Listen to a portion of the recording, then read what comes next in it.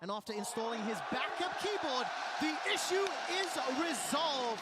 We are back on Summoner's Rift for the 2019 World Final. Kobe and Papa Smithy, thank you so much for setting up those expectations on both team comps. Papa, can I ask for a quick refresher? Because it was about 5 minutes ago that we last heard it from the team. Absolutely. With FPX, it is very much a mid to late game team fight comp, but it's at the price of early laning phase. I think there's a lot of inroads that can be made in top and bot lane here for G2. As Kingoon finds Wonder, Xian backing him up. Okay, Sonic Wave will find him down. Flash is available. He's not going to be able to get away just yet. They're not needed. And it should take some damage. Looking at the minimap, no responses yet. Now it's incredibly important to look at the aftermath of this invade. It is a split map here. FPX trying to invade on the top side and take away red buff here. G2 doing the same on bottom side. Defensive vision has been in place.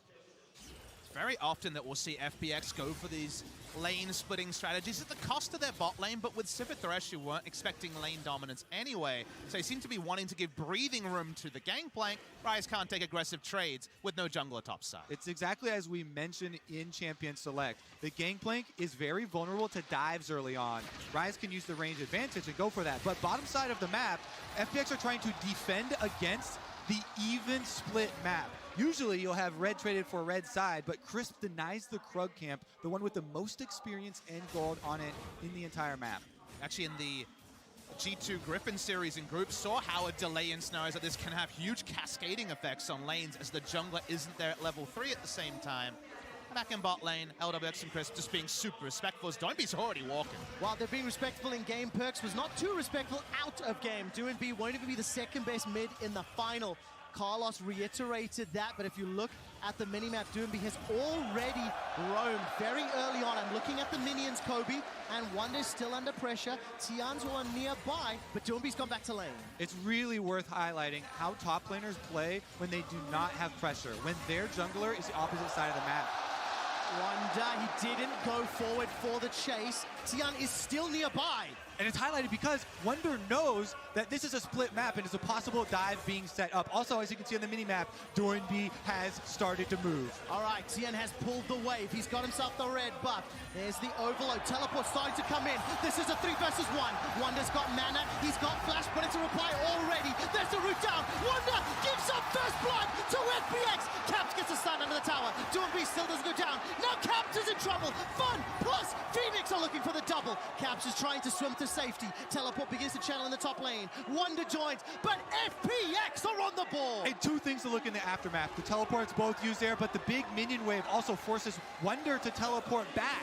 You can see Caps actually now rotating around for a possible answer here. Looking to interrupt it back if he can, but for now it will be a blue buff steal. Potential 3 buff here for Yang.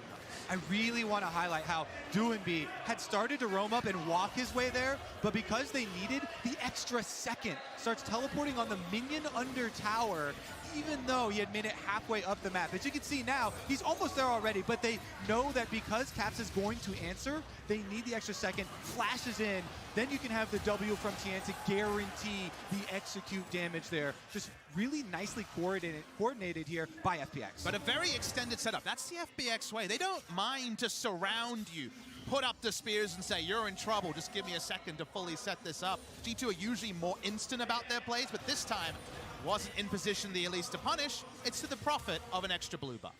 All right, Caps takes a little bit of damage, and Doinbe the first one to move. Now Wonder, flash the Sonic Wave into Resonating Strike. He's trying to escape. He's going down. Yankos arrives. It's too little. It's too late. And the top difference from pressure is fantastic for FPX. And it's a different look. They haven't gone mid lane to try to work with the Nautilus. It's been Tian setting up a camp. He's back again. He absolutely is. Remember we said FPX are great at diving bot. Now they're showing us they're great at diving top. Yankos is caught out and he's going to get squashed like a bug underneath FPX's boot, because what goes up must come down, but the flash gets him to safety. Yankos with the quick fingers. I was convinced he was dead, and he survives for now. And look at the pace that FPX are setting here. They're not letting G2 reset from the loss of pressure that they have accrued on top side. They keep chaining play after play into G2's weakness. This is something that both of these teams have been so good at once they get an early lead, and FPX mining that top side advantage so heavily. And it means that the kill involvements for GP puts them in basically parity, maybe a small lead. Over the rise here, trades are still going to be very one-sided to Wonder, but it's definitely been a lot of top lane focus from the split map level 1 on the side of FPX. I like the attitude from FPX. They're not trying to defend where they are weak. They are attacking G2 to force them to change their game plan. Wonder is putting so much pressure individually here onto Gimgoon, despite 0-2-0. Jankos waiting in the wings as a potential dive. The overload comes out after the Rune Prison as well. That's a lot of minions denied. Plus 10 CS for now, and as it stands, even on levels. Jankos is looking for the cocoon into the bush and he won't find it. So G2 will be content with pushing back the pressure. They are still down 700 gold, but Papa Smithy, they concede the Drake. So great heads-up play from FPX. Both teams kind of ahead of plays here. Good map read from Gimgoon. That is definitely his trademark, often playing on the weak side. Hasn't been that way so far this game, but they're reading the change in tempo, the way the wind is blowing when it comes to the aggression. They'll take the Drake at Crisp. Oh, Death Sentence comes down, as does the Boomerang Blade. Mickey's waiting by with the Devour. Piercing arrow tags. Chris, I'm keeping my eyes on Tian to see if he wants to go under the tower. Flashes available for both bot laners on G2 sides. Yeah, I mean, one of the nerfs to Tahm Kench was the cooldown on the Devour there, so it does open up a bigger window early game. But as you can see, we're highlighting now, back to Champion Select, where we talk about the Varus and Tahm Kench synergy, you know, shoring up that weakness of the Varus. If you get caught like that, can come through and save a disastrous play. We're still waiting on the FPX standard playbook, which can still be re-entered this game. It's usually boots of mobility first back from lane for Crisp, where we do see that trio mid lane. Might be a duo because Tian's level 6. Exactly. You have to keep tracking the junglers. This game is so much about playing where you have the numbers advantage. And the one that moves first is able to open up that opportunity of chaining across the map. Let's take a look at how they can chain things across the map on the G2 side, because Papa Smithy, if you remember back at MSI, G2 started to fall behind SKT, and it was the Pyke mid-game plays that brought them back into it. Right now, Caps is not activated. The first one to leave mid is Doinby. Again, with that superior push, he's come up with the help of Tian, and this plate's being taken down. And we're seeing the exact opposite play here. It is push up through a big minion wave. Seeing that, Wonder backs off. There's a roam up through the jungle from both Doinby as well as Tian. That means G2 know on the bottom side, yes, they did lose a minion wave on top side, but they're going to try and deny that same minion wave on bottom. And you notice Perkz actually has a back timing here rather than trying to cash in plates. So plate gold is certainly not going to be equalized. I actually don't want the minions to push down this plate, otherwise Perkz will not get involvement. All the gold goes to the Tahm Kench, and he backs now. This game is really highlighting that ebb and flow of pressure. Once again, the flow now on the side of FPX if they have overloaded top side. I was a huge fan of some of the missing pings there from G2, Kobe. You talked about overloading topside. G2 aware of it. Missing pings as Tian was sitting in the tri-bush. Doinby could have roamed. Doinby, by the way, plus 15 CS. Moby Boots just completed, so I'm expecting more running to the side lanes. And that's when you start clicking your fingers, because you should mention that with the Tiamat, Pyke can actually push out.